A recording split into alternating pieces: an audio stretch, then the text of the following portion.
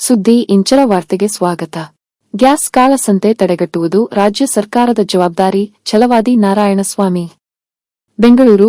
Gas cylinder ವಿತರಣಾ ವ್ಯವಸ್ಥೆಯಲ್ಲಿ ಕೇಂದ್ರ ಸರ್ಕಾರದಷ್ಟೇ ಜವಾಬ್ದಾರಿ ರಾಜ್ಯ ಸರ್ಕಾರಕ್ಕೂ ಇದೆ.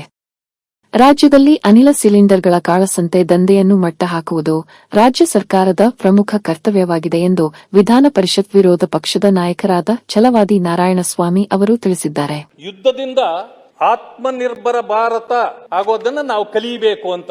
ಯಾಕೆಂತಂದ್ರೆ ನಾವು ಡಿಪೆಂಡೆನ್ಸಿನ ಬಿಡಬೇಕು, ನಮ್ಮ ಕಾಲ ಮೇಲೆ ನಾವು ನಿಲ್ಲಬೇಕು ಅನ್ನೋದು ಅದರ ಅರ್ಥ. ಇದು ಈ ಗ್ಯಾಸ್ದಾಗ್ಲಿ ಪೆಟ್ರೋಲಿಯಂ ಪ್ರಾಡಕ್ಟ್ಸ್ ದಾಗ್ಲಿ ನಾವಿವಾಗ ಡಿಪೆಂಡೆನ್ಸಿ ನಮಗಿದೆ. ಆದ್ರೆ ಒಂದು ಮಾತನ್ನ ಇವತ್ತು ನಾನು ತಮ್ಮ ಗಮನಕ್ಕೆ ತರಬಯಸ್ತೇನೆ.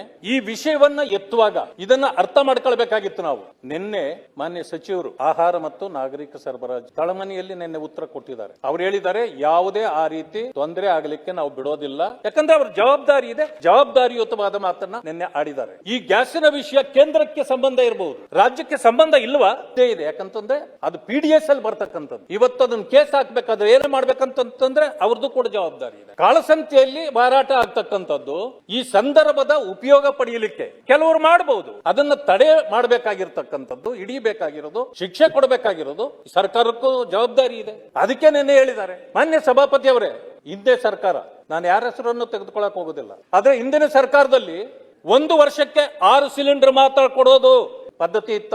ಜನರು ಹೋರಾಟ ಪ್ರಾರಂಭ ಆದಾಗ 8 ಸಿಲಿಂಡರ್ ಕೊಡೋದು. ಇವತ್ತು ದೇಶದ ವಿರೋಧ ಪಕ್ಷದ ನಾಯಕರಾಗಿರ್ತಕ್ಕಂಥವ್ರು ಮನಮೋಹನ್ ಸಿಂಗ್ ಅವರ ಸರ್ಕಾರ ಇದ್ದಾಗ ಅವ್ರ ಸಿಲಿಂಡರ್ ಇಷ್ಟೇ ಕೊಡೋದು ಅಂತಂದಾಗ ಏನೇನಾಯ್ತು? ಇಡೀ ದೇಶದಲ್ಲಿ ಗೊಂದಲ ಪ್ರಾರಂಭ ಆದಾಗ ಅವ್ರ ಆದೇಶವನ್ನೇ ಅರ್ಧ ಬಿಸಾಕಿದ್ರು. ಅಂತ ಪರಿಸ್ಥಿತಿ ಈಗ ಉದ್ಭವ ಆಗಿಲ್ಲ. 2014ರಲ್ಲಿ ಮಾನ್ಯ ಮೋದಿಜಿ ಅವರು ಅಧಿಕಾರ ವಹಿಸಿಕೊಂಡ ದಿವಸದಿಂದ ಇಲ್ಲಿಯವರೆಗೆ ಒಂದು ದಿವಸ ಗ್ಯಾಸ್ನ ಸಮಸ್ಯೆ ಆಗಿರಲಿಲ್ಲ, ಸಪ್ಲೈ ಇಲ್ಲ ಅಂತ ಆಗಿಲ್ಲ, ಕ್ಯೂ ಅಲ್ಲಿ ಯಾರು ಹಚ್ಚಿ ನಿಂತಿಲ್ಲ.